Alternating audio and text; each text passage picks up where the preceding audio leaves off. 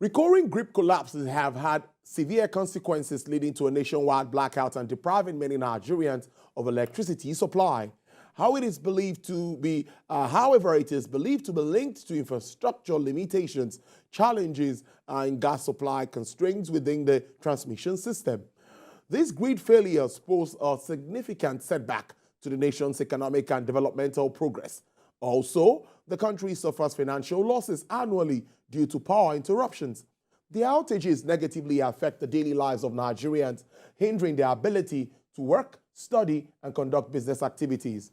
With me in the studio today is the Managing Director, Chief Executive Officer of Century Power Generation Limited, Dr. Chikweluka Ume. Is live in the studio today. Thank you so much. Last time we spoke, you were in the United States. It's good to have you back. Thank you very much. Yes, and you're back again. In 1 week, we had two issues of grid collapse. Now, the first was fire, now it's infrastructure. What do you really understand is the reason behind this negative development that we've had in recent times? Well, Tolu, there's always a reason these things happen. And each time it happens, we are told why, and we're told it's going to be fixed and it's going to get better. And then what happens? It happens again. The first time we had a collapse, the minister said that there was a fire in the Jeba Kainji 330 kV line. And as a result of that fire, the frequency dropped from about 50.6 hertz down to about 49 hertz. Okay? And once this frequency starts to drop, Gencos start to lose power, right? So Jeba dropped, Kainji dropped to 0, and you have a ripple effect all over. And we're going to continue seeing these grid collapses. It's going to keep happening. Last year, we had at least 8 collapses. This year, in a span of a month, we've had several already. And, our infrastructure is weak. No matter how you look at it, you can only patch a system that's broken just so much. Imagine that your father gives you a car that he bought in 1965, and you're still driving that car in 2023. You're going to continue patching that car. And at some point, it becomes economically unviable to patch that vehicle. You get rid of it and buy another one. You won't get parts, you'll have issues. Right. And that's exactly what's happening to our grid. We are running an archaic system. We're running a system that is not efficient. And at the grand scheme when you look at it from the grand scale, we are running a power sector that is not viable, no matter how you look at it. The government took a very bold and good step in privatizing the sector, but they haven't finished the work. I'm glad that the president is asking investors to come and put money in Nigeria. But when you look at a country that we're running today, it's cheaper for you to export timber to China, produce something as simple as toothpicks in China, and import it into Nigeria. Is cheaper for you than to take that wood from Ikorodu, drive it to Ketu, produce toothpicks, and sell here, right? That's the system we're dealing with today. And until we start to understand this, we're never going to change it. And it takes us to investment in the sector, because I clearly thought that privatization was to drive investment. When private guys take charge, they want to see results. They put their money in, but they want to see results. And that's what we thought would happen. But over time, how many years now? It's about more than 10 years. We are still generating less than 5,000 megawatts for a country of 200 million people. I tend not to understand. Is it the private guys that are not putting more money? Is it government that is not standing with their own side of the agreement? Where do we stand? The system was privatized so that private companies can put in money. Yeah. But nobody puts money into an investment to make losses. It's more profitable for me to take money in dollars, buy euro bonds, and earn, 6, 7, 8%. My money is safe, and I'll be earning a predictable return every year. It's safer. If I want to invest in the power sector, which we are doing already, right, there are so many hurdles that you have to jump to even start the investment. And then you're dealing with a landscape where regulations are unstable. You're dealing with a landscape where the foreign exchange rate is unstable. Today, we're dealing with foreign exchange around 990 naira today. Yesterday was 970. In just 1 day, we've lost 20 naira. right? How do I invest and make sure that my investment doesn't go away? How do I invest in a place where the regulations continue to change? How do I invest in a place where the government has privatized the industry, but the same government is still making investments in the industry? Am I competing against the government or am I competing against private companies? How do I invest in a place where it's almost as if the government is setting you up to fail? At what point will the government say we are in a crisis situation and declare a state of emergency on the power sector? At what point will the government say, you know what, we can't run this sector. We are going to completely hands off and allow private companies to fully take it over and drive it like a business? You go to several parts of this country. There's a plant that I saw in Enugu, massive plant built by the Chinese, producing materials that is used to make tiles. Why aren't Nigerians doing this? Because the investment landscape is not done in such a way that we can succeed.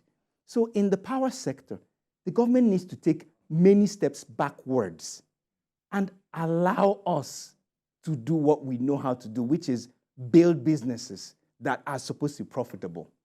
Unless we do that, we're going to continue to have this conversation every year, and at some point it becomes a waste of my time. You and I spoke 2 or 3 weeks ago when I was in the US, right? And in the US, we take certain things for granted. I turn on the switch and there's always electricity. I open the water faucet and water is always going to run. I drive down the road, there are no potholes. So if I put in money as an investment, I know I can predict what's going to happen to that money. The government wants you to invest and they actually support you to invest. So at what point are we going to say enough is enough? So coming here, talking about the same thing month in, month out, year in, year out, is actually a waste of time. Sure. Because it seems nobody's listening. And obviously, it seems the greed cannot sort this problem. Does this greed have the capacity to take charge of 200 million? For example, South Africa is about 60 million. It depends on the figure you want to look at. The last I checked, we're doing over 40,000 megawatts. Yes. And we are a country of 200 million, and we can't do 5,000 megawatts. So what is happening here? What are the options we have? I'm glad you raised South Africa. South Africa declared a state of emergency on the power sector, even with their over 40,000 megawatts of production. They declared a state of emergency. Since early 2000s, we've been at the same generation level, and we're still treating it like business as usual.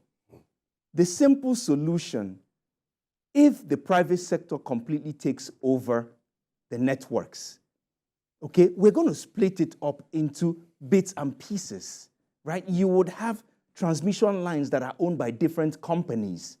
You would have discos that are owned by different companies. And these guys are just going to be wire owners, wire companies, okay? And there will be power traders that will come in and sell power over the lines to different people at different prices. This is how it's done in places where things work. Egypt has about half the population of Nigeria. And in 5 years, Egypt brought their generation up to 57,000. Okay? 57,000 megawatts. What are we doing? We have all the resources. So we simply need to allow the entire grid be taken over by private sector. If the minister, the president, the vice president, all the politicians, if they are serious, they should be politically brave and hand over the entire sector to private sector. Yes, it's not going to be easy. There are going to be growing pains. It's not going to happen overnight. But at least these guys know that they are there to make a profit. And they will do everything that needs to be done to make a profit. We've been talking about a cost-reflective tariff. Yes. Now, the tariff has been changed. But guess what? There are still bottlenecks in the system that do not allow private companies to do what needs to be done.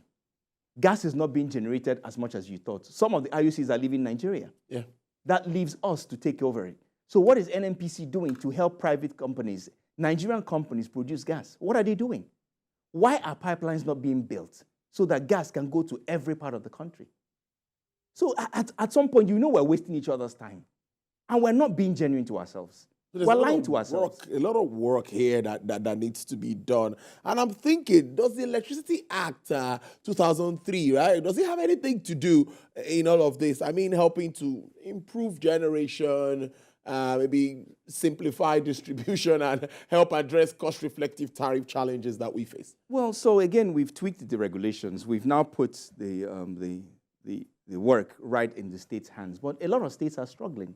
Today, you have 4 states now that have signed their power bill into power, and some others are still struggling to do this. This is not rocket science. Some people have created bills for different states, right? You can simply copy and paste. You don't need to reinvent the wheel.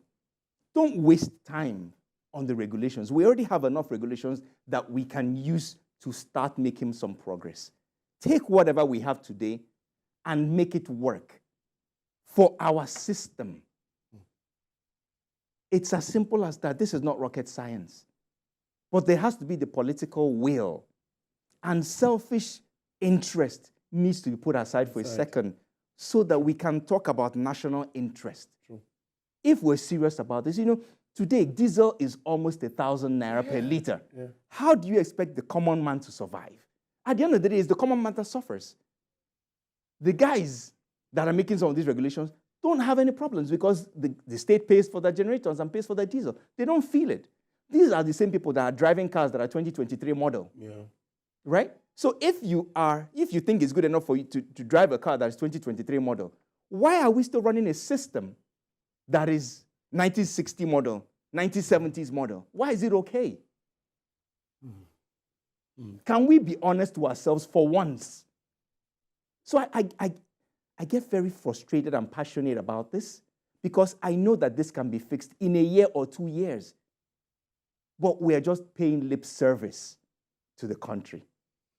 I'm thinking that what should the minister start up with now? Because a lot seems to be in front of him with regards to the power sector. And we've seen what happened before now when the former governor of Lagos State was the minister and before the former minister that just left office. But I'm thinking, where will he start from? He needs to just take his time and take this one after the other. But how do you think we can see that significant, at least one way or the other, we should do something and reap the benefits of this privatization? The minister has a Herculean task, and I call it Herculean in the sense that if he's brave, if he has the interest of the country at heart, he should simply say, this is not working. Let us tear the system apart and hand it over to the private sector. And let's simply sit back as the government and only drive regulation. He should simply say to Mr. President, if we are going to make any real impact in the country today, let's do what is right. It's going to be hard. A lot of people are not going to like it because it's going to take away personal interest from a lot of people. Let's do what is hard and put this squarely in the hands of the private sector. Those investors out there that the president is talking to are willing to come to Nigeria and put money in. But if I was sitting outside the country, I won't do it until we know that the private sector can truly drive, until we know that the judiciary is there to help, until we know that the financial infrastructure of the country is there to support us. I'm trying to borrow money to build a plant. And for the past 4 months, we've been speaking English, something that should be simple. But we're speaking a lot of grammar. It will be done eventually. But how much time does it take? How much effort does it take? So the minister has a chance to write his name in stone as the man that was brave enough to do what is right. The administration has a chance to take the bold step and do what is right so that they can write their names in stone. But the only way is to do what I've just proffered. Let us, the private sector, drive and let the government just be there to support. But some Nigerians will think that the private guys will also take advantage of Nigerians. Listen to this. In every part of the world, the private sector is there to make profit. Okay. Profit is not a bad word. It's a good word because profit makes more money and we can all have more money to spend. Profit is a good thing. The government is not there to make profit. The government can't make profit for you. The government can help you can aid you to make profit. So let them do their job. Create that environment. Create the environment and allow us to do the work and make the money so that you and I can make money. I don't like buying diesel at 1,000 naira to run my house. And businesses are not able to be created. And we're sitting on a keg of gunpowder in this country. Because there are many young people out there that are hungry. There are many young people that were churning out of schools that need jobs. They are smart, they are creative, but they need the ability to create. But they cannot do this. There are many people in the public sector that are smart, that know what to do, but they're being choked. Their voices are being silenced by those that are making a profit out of the chaos that we're in today. So the minister has a tough job to do. And if this is the only thing he does, he's going to be a hero, remembered for many decades to come.